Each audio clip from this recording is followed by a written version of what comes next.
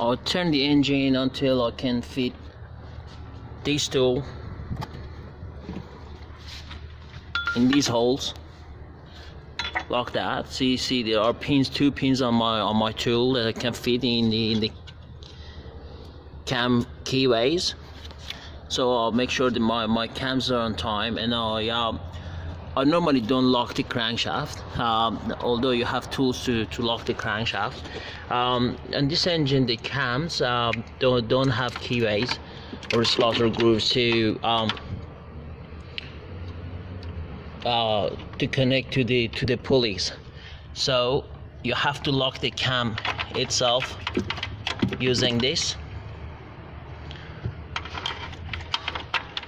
Although I'm using the all professional tools that you need to do this job, but first few jobs of this sort that I've done, I didn't have the tools, and I basically did it without tools, and I followed my experience only. Yeah, you can do it if you have to, but I suggest you to have the proper tools for it. So my engine is on time, and from here I need to loosen the chain. I normally undo the tensioner here, and I'll leave it there.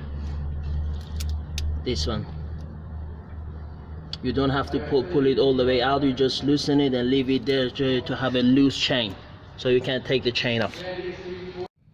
Alright, I'll lock the cam. I took the nuts that I had to pull out to be able to pull out the intake cam along with the Valvetronic system. As you see, the motor is still there. I normally don't remove it, because when you remove it, then you change the adjustment of the eccentric shaft.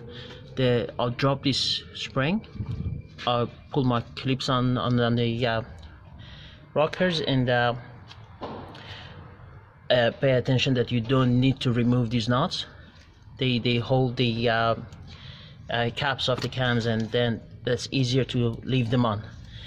I'll pull this out. Whatever you see here that is still there, you don't have to remove it at all. As it is, it can come out and sit on the side until we finish with the valves themselves.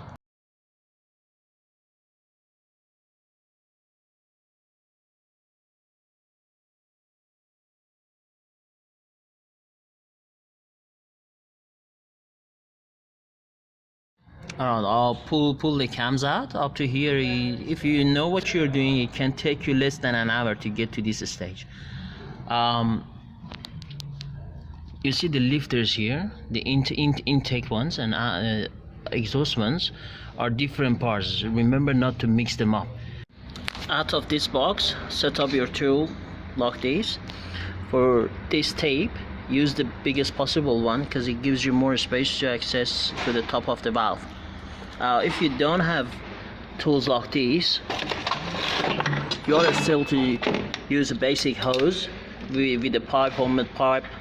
You connect this to the spark plug hole, and then you pressurize the cylinder to prevent valves from dropping.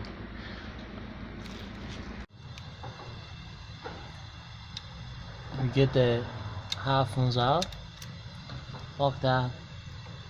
Then the spring is compressed. Remember to put them somewhere on the magnet. You don't want to lose them, or you don't want to drop them in the engine. They are normally a little bit tighter than ordinary engines, and the spring is a little bit stiffer. What I do here, I'll release the valve.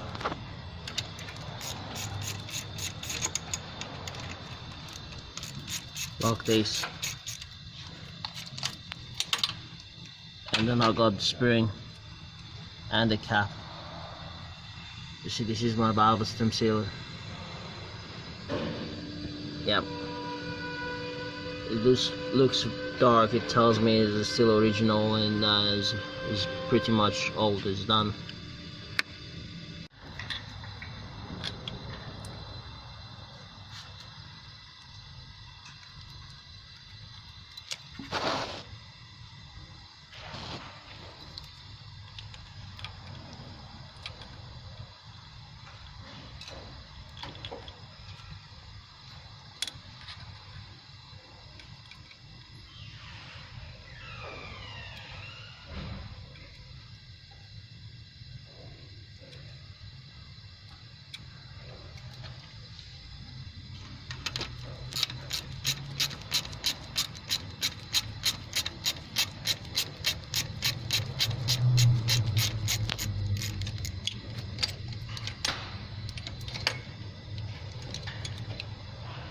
Yeah, this is the old tools that I used to use. It's very time consuming to fit these, put the nuts on and press the valve down, and you have to use one of your hands to hold the valve down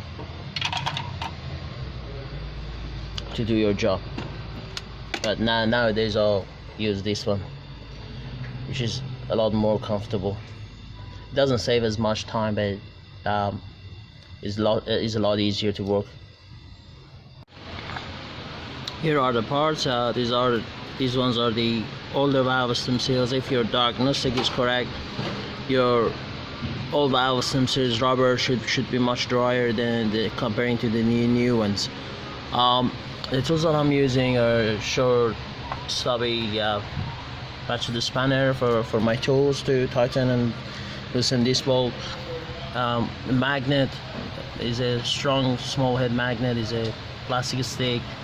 This one is a tool, one of those that normally dentists use, and this one is a torch that normally doctors use for examination. Is a strong pointy light for the corners, like the very last cylinder over here, which you have very small room to work in, and normally your big light doesn't cover it.